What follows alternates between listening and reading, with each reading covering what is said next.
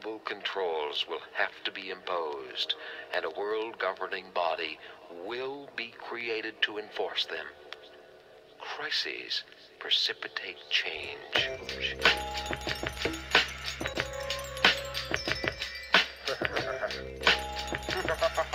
Secretly plotting your demise. I want to devise a virus.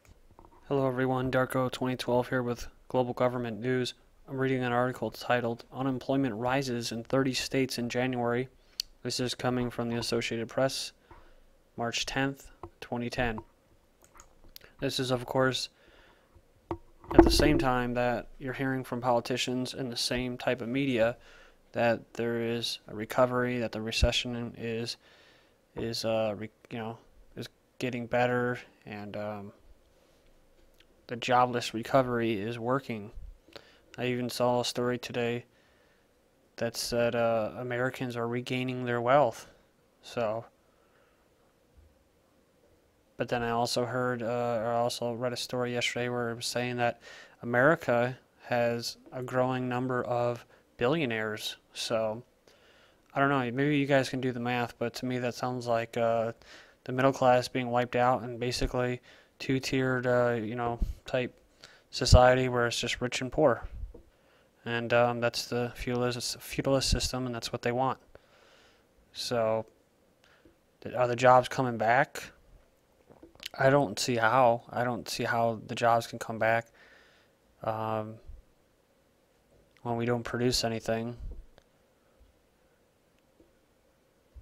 When we have a private cartel of banks that's controls the issuing of the money, our currency, and everything that's written off it is debt based. It's with interest, and so no matter how much we work, we never really get ahead because the private banks or the Federal Reserve are always going to be making money off of our hard work.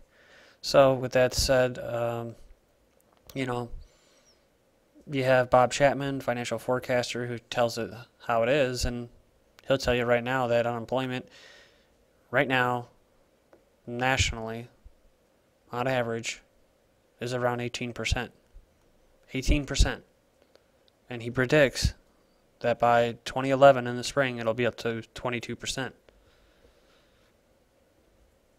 So that would be a 4% difference from what it is now. But you're hearing the average is around, you'll be lucky to hear 10%, 11%, which means that it's let's see, if they're saying around 10, 11% is the national average and it's really at 18, then, just doing the simple math there, and it's going to raise 4%, then they're going to start telling you the national average is 14% next spring. And then by that time, it's already at 22%. So hopefully you can do your own research in that. That's going off the, I believe it's the pre-1980s way of calculating unemployment. So, which is what they call the real unemployment. Anyways, here we go. Hopefully you guys aren't buying into the whole illusion of this jobless recovery. That's all I wanted to say about it. It says unemployment rises in 30 states in January. Unemployment rose in 30 states in January. The Labor Department said Wednesday, evidence that jobs remain scarce in most regions of the country.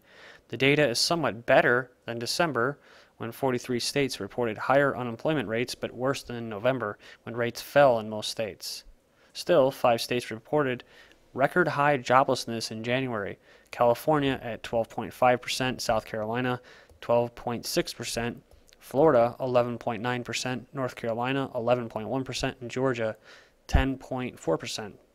Michigan's unemployment rate is still the nation's highest at 14.3%, followed by Nevada with 13% and Rhode Island at 12.7%. South Carolina and California round out the top 5.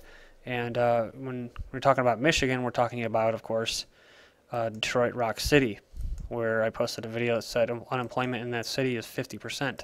50%. I mean, that's nuts. That's nuts. Did you see the coverage of last year of the people running, signing out their forms on like a glass window kind of like, you know what I'm saying, like vertically kind of writing in haste and desperation, filling out these forms so that they can get aid. I mean, it's sad, man. The jobs are not coming back, and unfortunately, our future could be looking like Detroit all around the country. So you do have a need to be concerned, because if the international bankers get what they want, then that's what it'll look like. And let's see here. It says Nevada. Yeah, of course. You know, Florida, California, Nevada. Those are all states that a lot of people have been emigrating out of. All those people that moved there during the, you know, while the economy was good. Well, they're all leaving now. And so the jobs are no, because the jobs are no longer there. There were some signs of job creation. 31 states added jobs in January, up from only 11 in the previous month. But the job gains weren't enough in many cases to lower the unemployment rate. For example, California reported the largest job gains of 32,500, though its unemployment rate also rose. Illinois, New York, Washington State, and Minnesota reported the next highest totals of new jobs. And let's see here.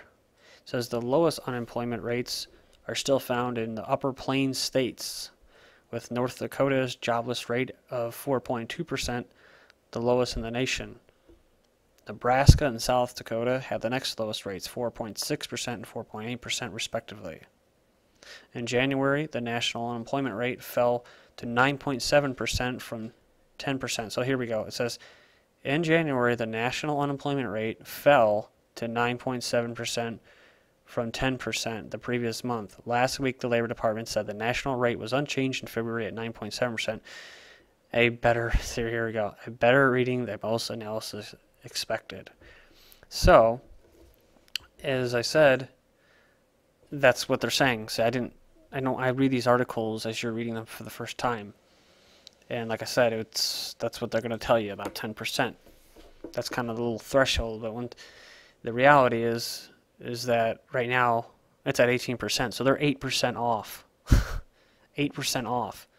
And that's pretty scary stuff, because next year, when almost 1 out of every 4 people are unemployed, they're going to be like, what the fuck are you talking about?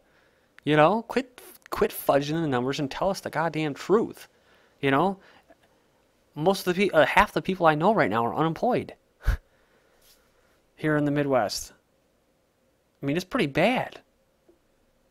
I mean, there was a lot of people that were going to be screwed if they didn't sign this little bill for unemployment benefits to be extended, which they did at the last freaking minute.